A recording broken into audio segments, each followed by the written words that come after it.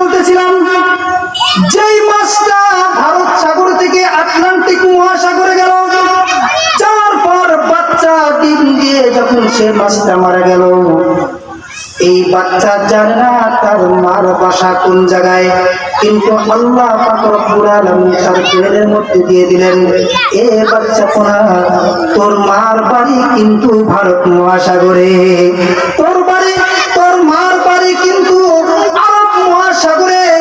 এই বাচ্চাটা তার মার পথে তার মা আটলান্টিক মহাসাগরে গিয়েছে। এই বাচ্চা তার যখন এরভাবে মার পথ ধরে চলতে চলতে চলতে 1000 মাইল পথ অতিক্রম করে যখন ভারত মহাসাগরে চলে যায়, এই বাচ্চাটা যখন চলতে চলতে আরব মহাসাগরে চলে যায়, গিয়ে দেখে এই বাসাটাই হলো আমার আপনার ঠিকানা। বলেন তো এই তীক্ষ্ণ মেধা কে দিল? এই তীক্ষ্ণ মেধা আল্লাহ পাক রব্বুল আলামিন দিয়েছেন। এই জন্য আমি বলতেছিলাম, যদি তীক্ষ্ণ মেধা নিয়ে আমি আর আপনি গর্ব করে থাকি যে আল্লাহ পাক রব্বুল আলামিন আমাকে সর্বশ্রেষ্ঠ বানাইছেন তীক্ষ্ণ মেধার কারণে, এটাও আমার আপনার জন্য ভুল ধারণা হবে। কারণ আল্লাহ পাক রব্বুল আলামিন আমাকে আপনাকে বানাইছেন আশরাফুল মাখলুকাত করে। কেন আল্লাহ পাক রব্বুল আলামিন আমাকে আপনাকে আশরাফুল মাখলুকাত বানাইলেন? আল্লাহ পাক রব্বুল আলামিন মানুষকে দুইটা জিনিস দান করেছেন। এই দুইটা জিনিসের বরকতে আল্লাহ পাক রব্বুল আলামিন মানুষকে শ্রেষ্ঠত্ব দান করেছেন। কি বলেন, শোনার আগ্রহ আছে? হ্যাঁ, এই দুইটা কারণ। একটা কারণ হলো মানুষকে আল্লাহ পাক রব্বুল আলামিন ঈমান নামক দৌলত আল্লাহ পাক রব্বুল আলামিন দান করেছেন। দ্বিতীয় নাম্বার, মানুষ শ্রেষ্ঠ হওয়ার কারণ হলো, দ্বিতীয় নাম্বার কারণ হলো মানুষকে আল্লাহ পাক রব্বুল আলামিন ইলমে ইলাহি দান করেছেন। এই দুইটা কারণে মানুষ আশরাফুল মাখলুকাত হয়েছে। এই দুইটা কারণে মানুষ আল্লাহ পাক রব্বুল আলামিন যত মাখলুক আল্লাহ পাক রব্বুল আলামিন দুনিয়াতে সৃষ্টি করেছেন, এই দুইটা কারণে সবচাইতে পৃথিবীর সকল মাখলুকাত থেকে আল্লাহ পাক রব্বুল আলামিন শ্রেষ্ঠত্ব দান করেছেন। যদি কোনো ব্যক্তির মধ্যে ঈমান না থাকে তাহলে তাকে আশরাফুল মাখলুকাত বলা যাবে না। যদি কোনো ব্যক্তির মধ্যে ঈমান না থাকে, বলেন তো আপনারা তাকে কি মানুষ বলবেন? আপনারা কি তাকে মুসলমান বলে গণ্য করবেন? যদি ঈমান না থাকে, আমি আপনি যদি শত শত টাকা আল্লাহর রাস্তায় ব্যয় করি, যদি ঈমান না থাকে, যদি আমি আর আপনি সমাজ যত ভালো কাজ আছে সবগুলো ভালো কাজ করলাম, যদি ঈমান না থাকে মানুষের সেবা করলাম, যদি ঈমান না থাকে সারা জিন্দেগি যদি নামাজ পড়ি, বলেন তো এই নামাজের একটা সওয়াব কি পাওয়া যাবে? একটা সওয়াব কি পাওয়া যাবে না। এজন্য আল্লাহ পাক রব্বুল আলামিন বললেন, বান্দা আমি তোমাদেরকে সমস্ত মাখলুক থেকে শ্রেষ্ঠ মানুষ বানাইলাম, তার একমাত্র কারণ হলো আমি তোমাদেরকে ঈমান নামক দৌলত আমি আল্লাহ পাক রব্বুল আলামিন দান করেছি। মুসলমান বাবাজিরা আমার, হযরতে আয়েশা সিদ্দিকা রাদিয়াল্লাহু তাআলা আনহা বলেন, আল্লাহর পয়গম্বর কি বলেন? আল্লাহর পয়গম্বর জাহিলি যুগের মধ্যে ইবনুল জুদাআন নামক একজন ব্যক্তি ছিল, যে ছিল কাফের। সে এরকম ভাবে ধনাত্মবান ছিল। আল্লাহ পাক রব্বুল আলামিন তাকে এত ধন সম্পদ দান করেছিল। শুধু তাই, আল্লাহ পাক রব্বুল আলামিন তার মন মানসিকতা এমন দিয়েছিল যে সে এমন কোনো ভালো কাজ নাই যেই ভালো কাজে সে তার অর্থকে ব্যয় করে নাই। কি বলেন? আমাদের দেশে কিছু আছে না, যেতে মানুষ কে ভালো না, কিন্তু দান খয়রাতের দিকে সে 1 নম্বরে আছে না? দেখা যায় কাফের, বেদুইন, মুশরিক, ইহুদি, খ্রিস্টান, কিন্তু সে ভালো কাজে তার টাকা পয়সা ব্যয় করে। মুসলমান বাবাজিরা আমার, কথাগুলো ভালো করে বুঝবেন। হযরতে আয়েশা সিদ্দিকা রাদিয়াল্লাহু তাআলা আনহা আল্লাহর পয়গম্বরকে বললেন, আল্লাহর পয়গম্বর, জাহিলি যুগে একজন ব্যক্তি ছিল ইবনুল জুদান। এই ব্যক্তিকে আল্লাহ পাক রব্বুল আলামিন প্রচুর ধন সম্পদ দান করেছিলেন। এই ব্যক্তি এমন কোনো ভালো কাজ নাই যে ভালো কাজের মধ্যে তার অর্থকে ব্যয় করত না। সে তার আত্মীয় স্বজনদেরকে সহযোগিতা করত, দিনে কাজে ভালো কাজে তার অর্থকে ব্যয় করত। ও আল্লাহর পয়গম্বর, এই যে তার অর্থকে সে তার ভালো কাজে ব্যয় করলো, এর কি প্রতিদান, কি প্রতিদান সে তার আমলনামায় পাবে? আল্লাহর পয়গম্বর বললেন, পশ্চিমকালেও এক জাররা পরিমাণ নেকিও সে পাবে না। কি জন্য পাবে না? আল্লাহর পয়গম্বর বললেন যে এই জন্যই পাবে না, কারণ কোনোদিন তার মুখে আল্লাহর নামটা উচ্চারণ হয় নাই। কি বলেন? কোনদিন তার মুখে আল্লাহর নাম উচ্চারিত হয় নাই, কোনদিন সে আল্লাহ পাকের উপর ঈমান আনে নাই। যে কারণে সে যত অর্থ সম্পদগুলো ব্যয় করেছে, যে কারণে সে যত টাকা পয়সা মানুষের উপকারের জন্য ব্যয় করছে, সমাজের জন্য ব্যয় করছে, এর কারণে ঈমান না থাকার কারণে আল্লাহ পাক রব্বুল আলামিন তার দানের এক পরিমাণ জাররা পরিমাণ নেকি আল্লাহ দান করবেন না। মুসলমান বাবাজিরা আমার, আপনারা তো নাম শুনেছেন, পাঠ্য বইয়ের মধ্যে নাম আছে মাদার টেরেসা। মাদার টেরেসার নাম শুনলে সকলে আপনারা অনেকে পড়েছেন মাদার টেরেসা। এই ব্যক্তি মহিলা ছিল, ইনি কি ছিল? মহিলা ছিল। এই মাদার টেরেসার কোনদিন বিবাহ বসেননি। কি করেন নাই? বিবাহ শাদী করেননি। কি জন্য বিবাহ শাদী করেন নাই? যে আমি যদি বিবাহ শাদী করি তাহলে আমাকে স্বামীর আনুগত্য করতে হবে।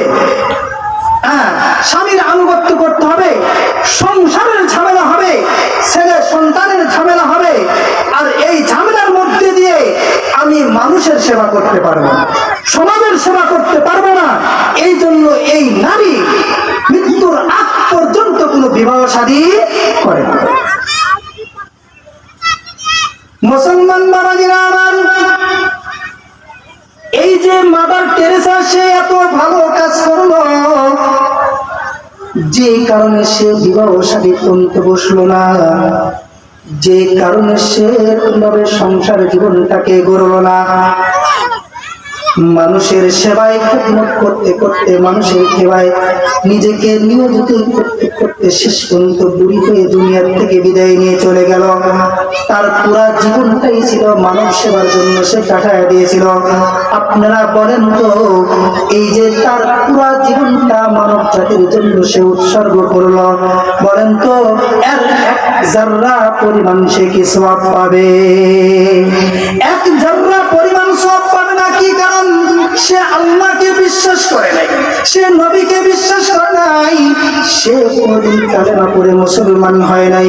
আমি বলতেছিলাম ঈমানের কারণে আল্লাহ রব্বুল আলামিন আশরাফুল মাখলুকাত করে বানায়েছেন। যে ব্যক্তির মধ্যে ঈমান নাই, ওই ব্যক্তি কখনো মুসলমান হইতে পারে না, ওই ব্যক্তি কখনো সৃষ্টির সেরা হইতে পারে না।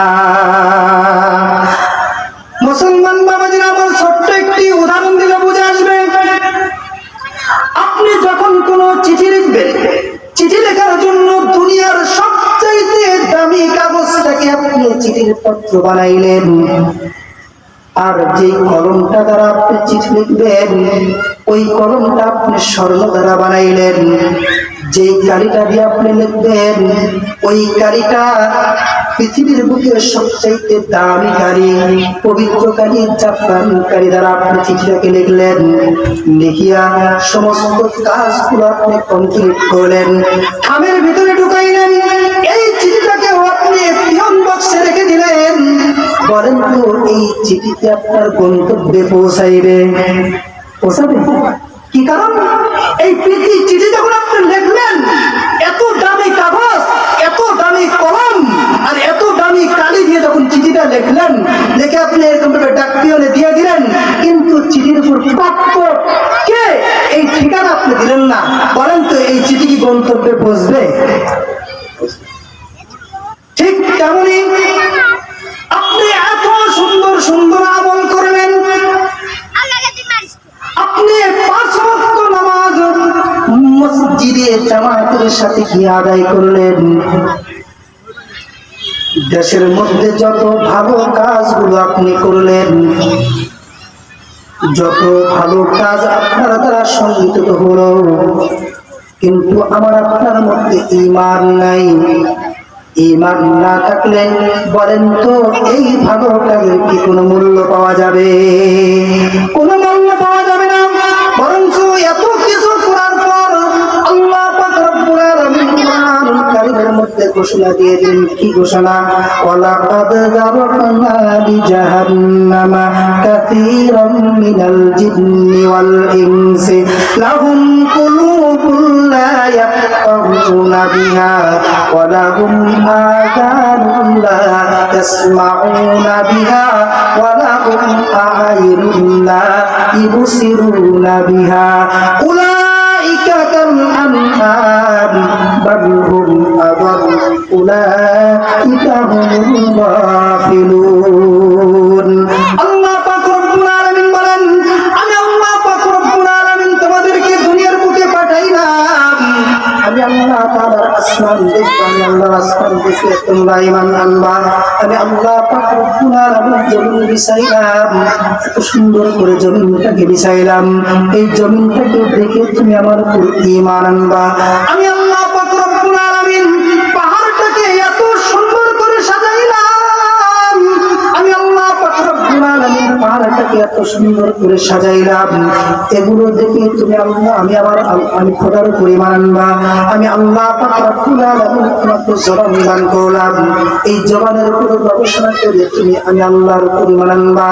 এত কিছু করার পর বান্দা যখন তুমি আমি আল্লাহর উপর বিশ্বাস করলা না, আমি নবীকে বিশ্বাস করলা না, আমি আল্লাহর উপর তোমরা ঈমান আনলা না, তাহলে তোমরা ওই 24 জানুয়ারের ন্যায়, যেই জানোয়ারটা যেখানে খায় সেখানে সে পায়খানা করে, এর চাইতে নিকৃষ্ট কোন জানোয়ার, নিকৃষ্ট পশু আল্লাহ পাক রব্বুল আলামিন জমিনে সৃষ্টি করেন নাই।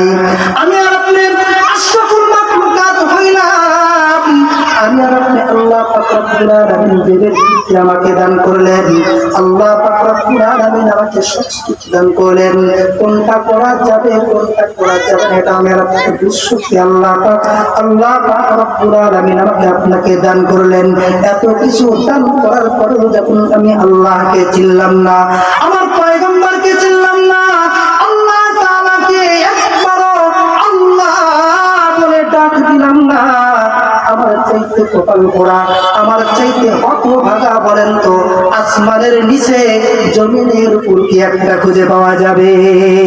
এই জন্য আল্লাহ পাক রব্বুল আলামিন বললেন, যারা আমি আল্লাহর উপর ঈমান আনে না, যারা আমি আমার নবীর উপর ঈমান আনে না, আল্লাহ পাক রব্বুল আলামিন কোরআনুল কারীমের মধ্যে ঘোষণা করে দিলেন, উলাইকা কাল আনআম বাল হুম আযাল উলাইকা হুমুল গাফিলুন। বরঞ্চ তারা চতুষ্পদ জানোয়ারের চাইও নিকৃষ্ট। শুধু তাই নয়, তার নিচেও যদি কোনো জানোয়ার থেকে থাকে তার চাইতেও তোমরা মানুষ আশরাফুল মাখলুকাত হতে পারবে না, তার চাইতেও তোমরা নিকৃষ্ট হয়ে যাইবা। কি বলে? তাহলে আমার আপনার মধ্যে আশরাফুল মাখলুকাত ওর যে একটা কি ছিল, হ্যাঁ আশা ছিল, তার মধ্যে একটা কি বলেন? ঈমান। ঈমান আমার আপনার থাকতে হবে, ঈমান আমাকে আপনাকে থাকতে হবে। যদি ঈমান না থাকে তাহলে আমার আপনার কোনো মূল্য নাই, আমার আপনার কোনো মূল্য নাই। আল্লাহর পয়গম্বর হাদিসের মধ্যে বলেন, হযরত আবু হুরায়রা রাদিয়াল্লাহু তাআলা বলেন, আন্না রাসূলুল্লাহ সাল্লাল্লাহু আলাইহি ওয়াসাল্লাম ক্বালা বাদিরু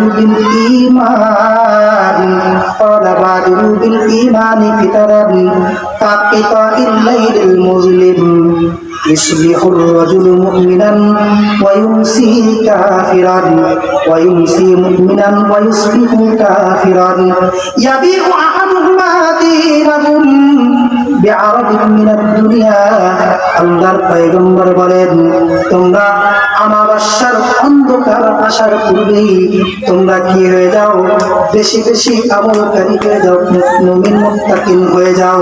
কারণ এমন একটা সময় আসবে যেই সময় মানুষ সকালে থাকবে মুমিন। সকালে কি থাকবে বলেন? মুমিন থাকবে। সকালে মুমিন থাকবে, সকালে সে ঈমান ওয়ালা হবে, সকালে এসে আল্লাহ তাআলাকে বিশ্বাস করবে, সকালে সে পরিপূর্ণ মুমিন থাকবে। ওয়াইসবিহু কাফিরান, বিকাল বেলায় সে এমন ভাবে, বিকাল বেলায় সে এরকম ভাবে কাফের হয়ে যাবে। সকালবেলা মুমিন থাকবে, বিকালে কাফের হয়ে যাবে। এই হাদিসের অপর অংশে বলেন বিকাল বেলা মুমিন থাকবে, বিকাল বেলায় মুসলমান থাকবে, সকাল বেলা আবার মুমিন কাফের হয়ে যাবে। এমনকি মানুষ এমন এক পর্যায়ে চলে যাবে, মানুষ দিনকে বাদ দিয়ে এমন এক পর্যায়ে চলে যাবে যে তারা সামান্য কয়েকটা টাকার জন্য, সামান্য কিছু ধন সম্পদের জন্য তারা তাদের ঈমানকে বিক্রি করে দিবে। কি বলেন? আমার আপনার হালাত এখন তাই হয়েছে না? আমার আপনার হালাত তখন এমন হয়ে গেছে যে আজকে সামান্য কয়েকটা টাকার জন্য আজকে আমি আর আপনি কি করি, নিজের ঈমানকে বিক্রি করে দেই। সামান্য কয়েকটা টাকার জন্য, সামান্য কয়েকটা অর্থ উপার্জনের জন্য আমার নিজের ঈমানকে বিলিয়ে দিচ্ছি। মুসলমান বাবাজিরা আমার, আল্লাহ পাক রব্বুল আলামিন আমাকে আপনাকে ঈমান দান করেন। যদি কোনো ব্যক্তি আল্লাহ তাআলার জবান এই নিয়ামতকে কোনো ব্যক্তি বলতে পারে, মান ক্বালা লা ইলাহা ইল্লাল্লাহু দাখালাল জান্নাহ, যে ব্যক্তি তার এই জবান দ্বারা বলবে আমি আল্লাহকে ঈমান করলাম, আল্লাহ ছাড়া কোনো উপাস্য নাই, আল্লাহর পয়গম্বর বলেন আমি আল্লাহ রাব্বুল আলামিন ওই ব্যক্তির জন্য জান্নাত অবধারিত করে দিলাম। এই মুখের কত পাওয়া, মুখের কত পাওয়া। এই মুখ দিয়ে একটা কথা বলার কারণে মানুষ বেঈমান হয়ে যায়। এই মুখ দিয়ে একটা কথা বলার কারণে একটা অপরিচিত মহিলা নিজের জন্য হালাল হয়ে যায়। কি বলেন? হালাল। মুখের কত পাওয়া যায় যে এই মুখ দিয়ে যদি কোনো ব্যক্তি বলে কবুল, তিনবার যদি কবুল বলে, বলেন তো একটা বেগানা মহিলা আমার আপনার জন্য হালাল হয়ে যায় না? হালাল হয়ে যায়। তো মুখের কত পাওয়া। এই জন্য এই মুখকে কোনো অন্যায় কাজে ব্যয় না করা উচিত।